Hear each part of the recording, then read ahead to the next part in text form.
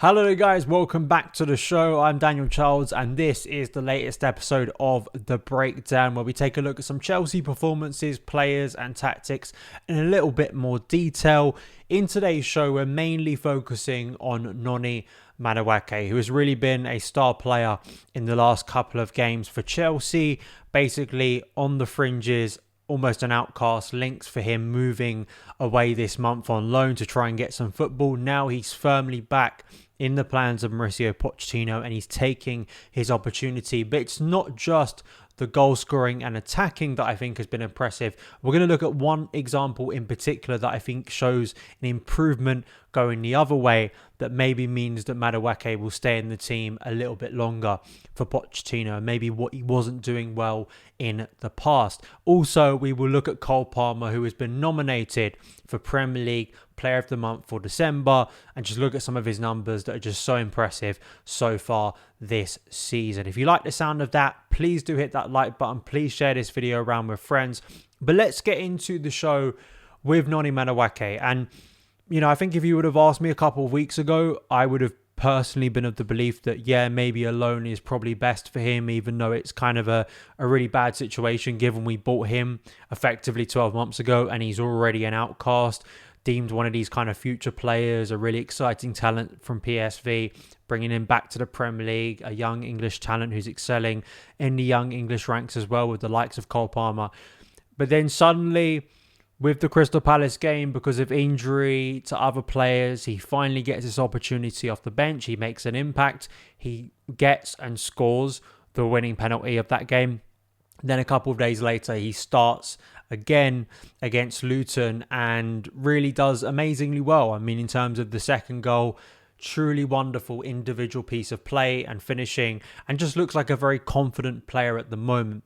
What's interesting to me is just the lack of football he's actually had this season. Looking at some of his numbers in terms of minutes on the pitch, some of this has been impacted absolutely by injury. He had a muscle injury earlier in the season. He had an injury throughout December that kept him out of 3 games, Man United, Everton and Sheffield United. But then even League Cup, I mean, he got 81 minutes against AFC Wimbledon all the way back in August, but didn't feature in the squads against Newcastle, barely got any time against Blackburn. So even games where you'd maybe consider Noni and fringe players in general would get some opportunities, that hasn't been the case. Now, there are a variety of factors for that. He did come back late, basically into the season, because he was injured during the summer. And then also on top of that, there have been a lot of talks and speculation and rumour about his kind of relationship with Pochettino, maybe not being that good. Pochettino just as a coach, because of his previous history at Tottenham with Madueke, maybe not favouring him as a player. And the evidence of that has kind of shown he doesn't consider him a regular player, at least for the first half of the season. That may change in the second half of the season. So, yeah, we will look at the goal itself against Luton, but I feel I got sort of interested looking at some examples that people sort of brought up regarding Madueke's defensive quality, because it's not just about what a player does in the final third. A lot of coaches are going to be interested what you're doing the other way, how you're helping out your fullback, your fellow defenders, your teammates when the team needs to defend and is under pressure. And sadly, we are going to have to look back at last season. I know, PTSD and all of that, giving you cold sweats. But I feel like this example, contrasted with something that Madueke done really well against Luton, maybe shows you that all-round improvement.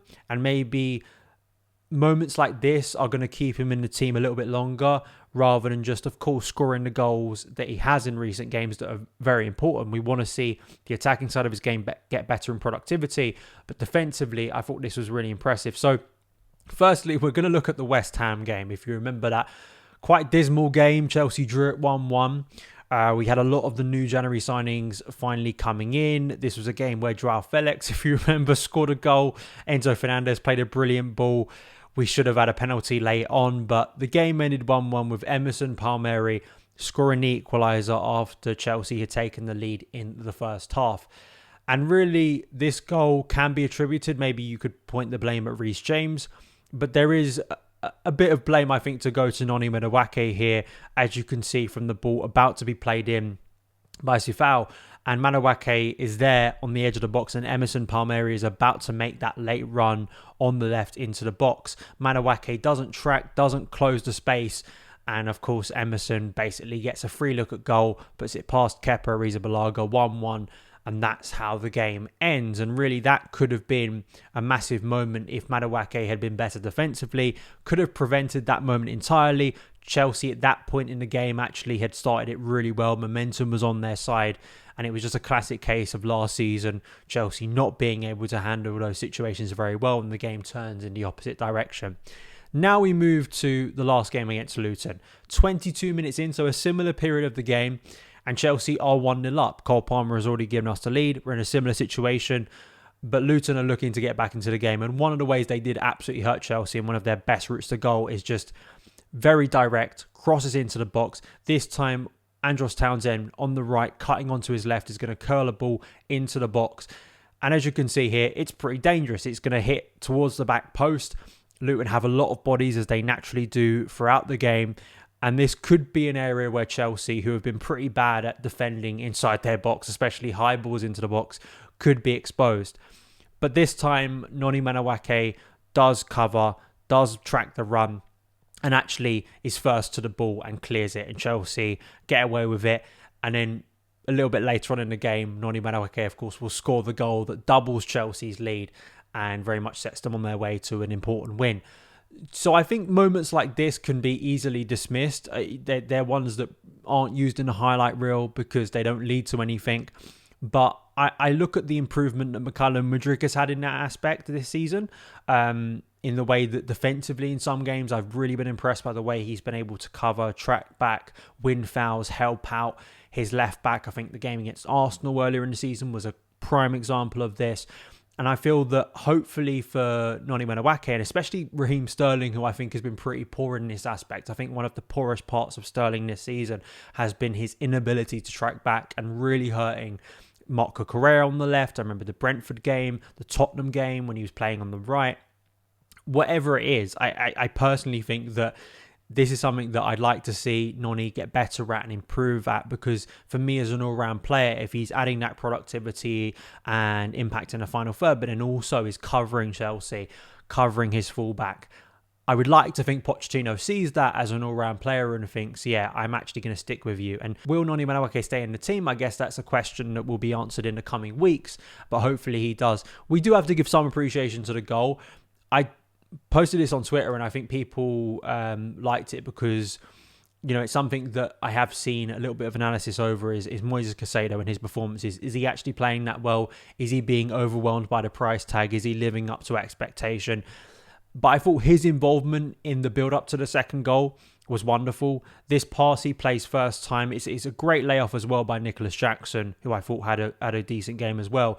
He plays it quickly into the feet of Levi Colwill. And this very much is a pass that kills or makes the move happen. If he gets this pass wrong, or he waits a little bit, or he looks to lay it off to the side to Conor Gallagher, the move simply doesn't get going. But the fact Chelsea was so incisive in this move, it gets it to Levi Colwill. Colwill finds a central ball to Cole Palmer. Cole Palmer then finds Noni Madueke. I think the most impressive thing for me with Noni here is just his direct ability and actually taking a bit of a risk. It's not a high quality percentage chance for him to shoot from this area, and because he naturally maybe wants to get it onto his left foot, we've seen a lot of players like Ziyech, for instance, in this position, and others. I think Palmer at times is guilty of this, trying to get it onto his favoured foot, and then when you can't take the direct shot, the move kind of just ends. The fact that Madueke was able to get it onto his right foot and then smash it in the top corner, again, just individual brilliance. There were other options there, easier options, but he takes a risk, takes a shot, and it pays off wonderfully. But the second half of today's show is about Cole Palmer, a player we just love speaking about, because as a Chelsea fan, speaking about an attacking signing, numbers-wise and performance-wise, just everything looks so good. Is just so refreshing. I mean, it feels like an absolute gift because we haven't been able to speak about attacking signings like that for so long. It feels like Cole Palmer has rightly been nominated for Premier League Player of the Month for December. I think it makes a lot of sense if you just look at his raw numbers throughout the month and how influential he was. Opta Joe pointing this out over the weekend after he scored that double against Luton, that if you take the most goals and assists in Europe's top 5 leagues this season by players currently aged 21 or younger, We see here that Cole Palmer only trails Jude Bellingham, Jude Bellingham is just absolutely insane what he's doing at Real Madrid from an England perspective. Hopefully he continues that at the Euros, and maybe Cole Palmer will join him. But we see here 15 in total for Jude Bellingham, 12 for Cole Palmer. Florian Wirtz is on the same as Cole Palmer, of course, very exciting. By Leverkusen talent, Javi Simmons and Anthony Elanga. That's quite an interesting stat given Nottingham Forest not doing that well. But I did see a little bit of discourse because then people took these numbers, they looked at them, and then they compared Cole Palmer to Bukayo Saka at Arsenal. And Saka's a little bit less than or similar numbers to Cole Palmer so far this season. Is Cole Palmer better than Bukayo Saka? Does he have a higher ceiling? I feel I'm going to flip this another way. I'm not going to make this tribal because I'm quite a big fan of Bukayo Saka. I think he's a wonderful talent, and he is someone that I actually think is a victim this season of just being overworked, overplayed. He's relied so heavily to basically make everything happen for Arteta, and I don't think that's going to help him as a young player. I really don't. And I think, that's an Arsenal problem. That's not a Chelsea problem. But in terms of comparing these two players, I think if you're a Chelsea fan, the fact that we've had the season we've had so far, which hasn't been wonderful by any stretch of the imagination, and we've got a player like Cole Palmer who didn't have a lot of Premier League football compared to Bukayo Saka, and he's putting up these numbers in the first half of his season as a starting player at Chelsea. We just need to celebrate that. I think the fact that he's even close to a player like Bukayo Saka is a real positive. Saka is one of the best attackers in the Premier League. He is someone that from a right-wing position is a different player to Cole Palmer. We're not talking about the same player here. I think Cole Palmer is very much a player who wants to get on the ball a little bit deeper, isn't kind of more of a natural out-and-out winger, and I feel like Saka is absolutely relied upon for his goal scoring. But in terms of goal scoring, Cole Palmer's doing wonderfully. I mean, if you look at not just, he's now Chelsea's top goal scorer so far this season, but in terms of expected goals, he's actually outperforming his expected goals. I think his expected goals so far this season are about 7, and now he's at 8, so he's actually doing a little bit better. And that's also, if we consider with the penalties he's had as well, some of his finishes have been absolutely wonderful. And the fact that we're even at a stage where we can look at those two players and compare them and even say that Palmer's doing a little bit better. Maybe the argument you can make is that Palmer's not playing in as good and effective as, settled side as Arsenal, even though Arsenal have had some problems recently. I think just shows you how good a talent Cole Palmer is. I think the big question for me in the second half of the season is how much better Cole Palmer can become. And actually, with Christopher Nkunku returning, will those numbers actually go down a little bit? Not in a negative sense. I think maybe in goals they could go down if then the goals are actually going to come from Christopher Nkunku, and then maybe assists maybe go up a little bit. I'm intrigued to see how that relationship works because I think those two players are going to be crucial for Chelsea for the rest of this season. And let me know your thoughts, whether you agree, disagree. But in terms of these numbers, let's just be happy that we finally have a player who, in terms of what we paid for them, their output, their consistency, their impact on the team, and just their quality. I mean, the goals that Cole Palmer is scoring this season are just wonderful. It's not just penalties. In the last few weeks against Man United, against Luton, we have seen true brilliance from Cole Palmer. So hopefully that continues. So that's going to do it for today's episode of The Breakdown. If you did enjoy it, please hit that subscribe button. Please do give us a positive rating review on your podcast platform of choice if you are listening that way. I definitely suggest if you are listening, please do go and watch it and subscribe on YouTube, because on The Breakdown, we do look at a lot of screenshots and we do kind of break things down a little bit more visually. But thank you if you have been listening that way. Follow me across the socials as ever at SonOfChelsea. Have a great rest of your day, and I will see you again very soon. All the best.